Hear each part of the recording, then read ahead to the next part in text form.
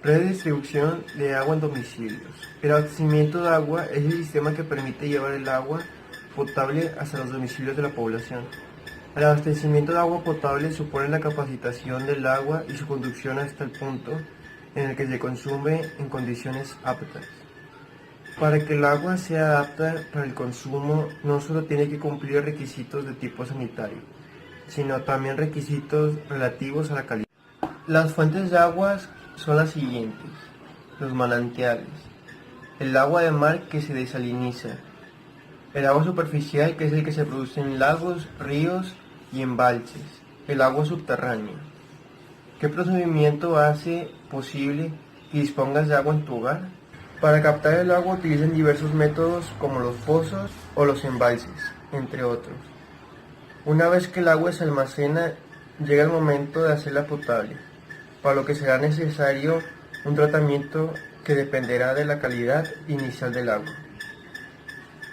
Cuando el agua ha sido tratada, se suele almacenar en tanques para que pueda ser repartida a través de la red de distribución, que suele estar compuesta de estaciones de bombeo, tuberías principales, secundarias y válvulas.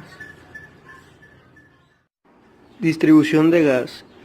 En las proximidades a los centros de consumo, los gasoductos de transporte presentan derivaciones a la red de distribución, que son un conjunto de tuberías de menor diámetro y presión de diseño, que llevan el gas natural hasta los consumidores finales. Las estaciones de regulación y medida situadas en los nodos que unen la red de transporte y la red de distribución adaptan la presión del caudal de gas en los gasoductos de transporte a la red de distribución.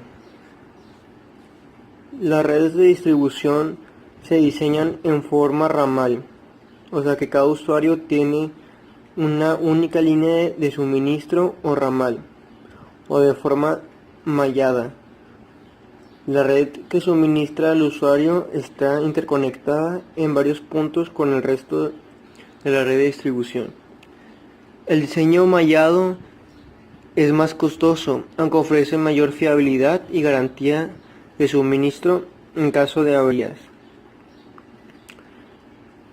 La presión a la que se entrega el gas natural depende del tipo de cliente, variando desde las presiones relativas menores, 0.05 bares, a los consumidores más pequeños, los domésticos, hasta presiones superiores a 40 bares en las entregas a los ciclos combinados y grandes consumidores industriales, que frecuentemente se alimentan directamente desde el sistema de transporte. Drenaje. La función principal de un sistema de drenaje es la de permitir la retirada de las aguas que se acumulan en depresiones topográficas del terreno, causando inconvenientes ya sea a la agricultura o a las áreas urbanizadas o carreteras. El origen de las aguas puede ser por escurrimiento o escorrentía.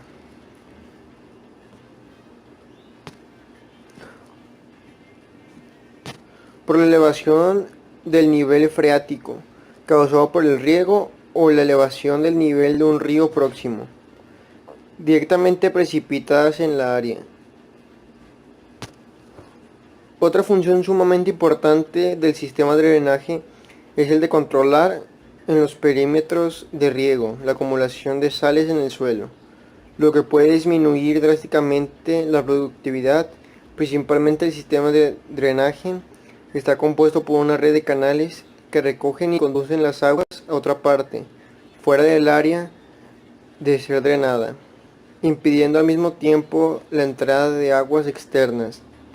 Típicamente estos sistemas se hacen necesarios en los amplios estuarios de los grandes ríos y los valles, donde el drenaje natural es deficiente.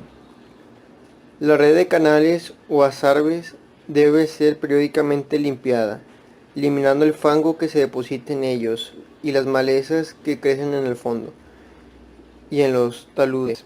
Caso contrario, muy fácilmente el flujo del agua se modificaría y se perdería eficiencia del sistema. Fuente de calor en hogares, industrias y empresas. La energía eléctrica es algo que está presente en todas las actividades que se realizan día con día. Pero te has preguntado, ¿de dónde viene esa energía que llega al tomacorriente de las empresas y hogares mexicanos?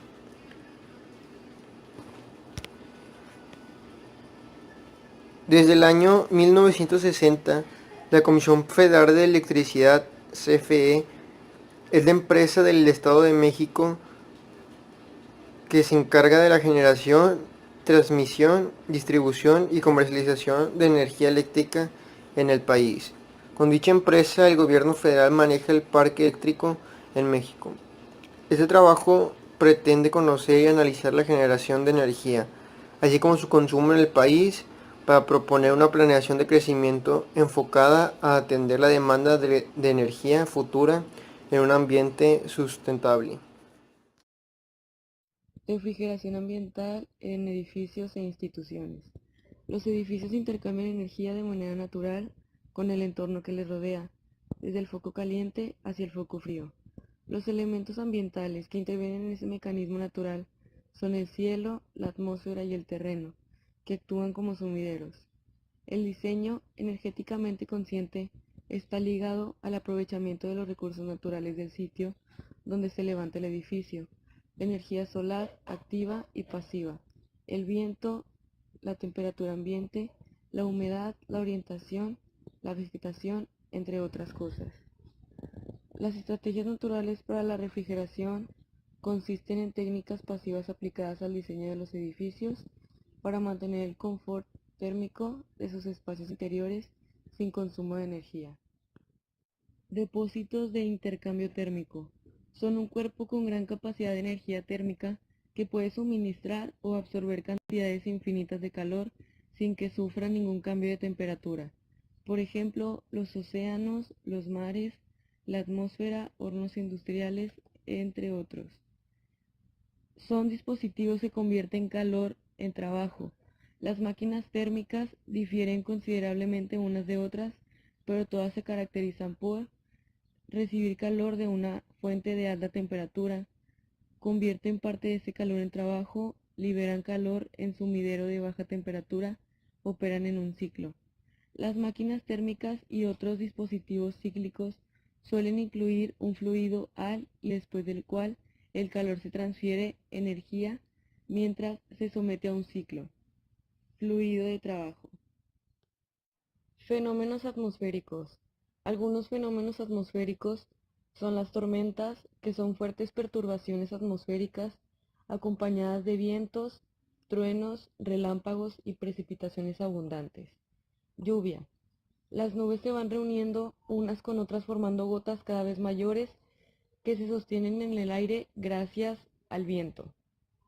Cuando se hacen muy pesadas estas nubes, el agua cae por gravedad y da lugar a lluvias, y estas se definen como la caída o precipitación de gotas de agua que provienen a la condensación del vapor de agua de la atmósfera. Granizo. El granizo se origina cuando el viento es fuerte y las temperaturas muy bajas. Son fuertes vientos que llevan entonces a grandes gotas de agua que al congelarse dan granizo. Nieve. La nieve se produce cuando la temperatura del aire es inferior a 0 grados, por lo que los copos de nieve están constituidos por cristales de hielo de tamaño microscópico que caen con poca velocidad. Arco iris. Es uno de los fenómenos más conocidos y ocurren cuando durante un día lluvioso las gotas de lluvia actúan como espejos que dispersan la luz en todas direcciones, descomponiéndola y formando el arco iris. Generación de energía eléctrica. Se producen alternadores o generadores. En términos generales, consiste en transformar alguna clase de energía, ya sea esta química, mecánica, térmica o luminosa, en energía eléctrica.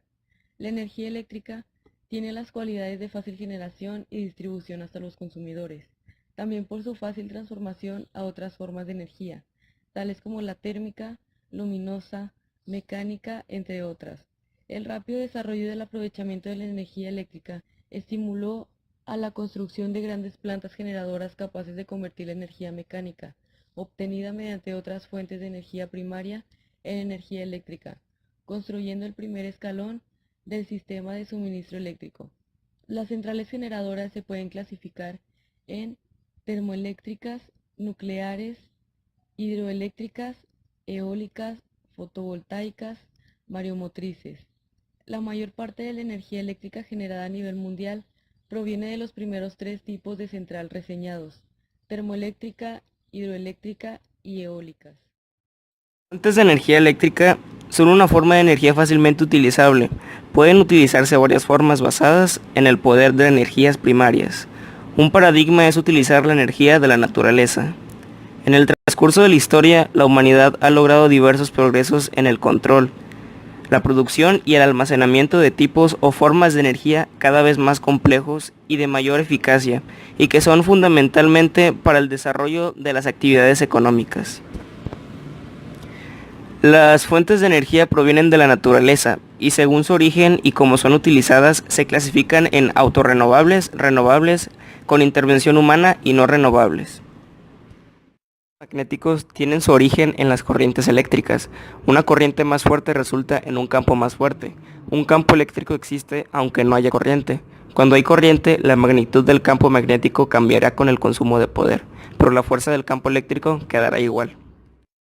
Un circuito eléctrico es un conjunto de elementos que permitirían la existencia de un recorrido por el que la corriente llegará al punto en que sea requerida. Un circuito eléctrico consta de una fuente generadora de electrones, un lugar donde circulen los electrones o conductor, un receptor que será el encargado de aprovechar tal energía para generar luz, movimiento, etc. La física del sonido es estudiada por la acústica, que trata tanto de la propagación de las ondas sonoras en los diferentes tipos de medios continuos, como la interacción de estas ondas sonoras con los cuerpos físicos. La propagación del sonido tiene ciertas características de los fluidos y de los sólidos, influyen en la onda del sonido. Por eso, el sonido se propaga en los sólidos y en los líquidos con mayor rapidez que en los gases. En general, cuanto mayor sea la compresibilidad del medio, tanto menor es la velocidad del sonido. También la densidad es un factor importante en la velocidad de propagación. En general, cuanto menor sea la densidad, a igualdad de todos los demás, menor es la velocidad de la propagación del sonido. La velocidad del sonido se relaciona con esas magnitudes mediante transmisión del sonido. El sonido se transmite en cualquier medio, ya sea sólido, líquido o gaseoso, pero no en el vacío. Cuando se produce la vibración sonora, el sonido no llega a nuestros oídos de inmediato, sino que tiene que encontrar un camino para poder llegar. Los medios son aire. Cuando hablamos, el sonido se transmite por el aire. Agua. Las ballenas transmiten sus sonidos a través del agua. Sólidos. Golpeando la madera con los dedos se transmite por medio sólido. Rapidez del sonido. La velocidad del sonido hace referencia a la rapidez de propagación de las ondas sonoras por un medio determinado y en unas condiciones conocidas de temperatura. Por ejemplo, la velocidad del sonido en el aire a 20 grados centígrados al 50% de humedad y al nivel de mar es de 1235 km por hora o 343 metros por segundo. Sin embargo, en estas mismas condiciones de temperatura, la velocidad del sonido en el agua es 4.5 veces mayor, aproximadamente 5.735 km por hora o 1.600 metros por segundo. Intensidad del sonido. La intensidad del sonido percibido o propiedad que hace que éste se capte como fuerte o como débil está relacionada con la intensidad de la onda sonora correspondiente, también llamada intensidad acústica. La intensidad acústica es una magnitud que da idea de la cantidad de energía que está fluyendo por el medio como consecuencia de la propagación de la onda. Se define como la energía que atraviesa por segundo una superficie unidad dispuesta perpendicularmente a la dirección de propagación. Equivale a una potencia por unidad de superficie y se expresa por W entre metros por segundo.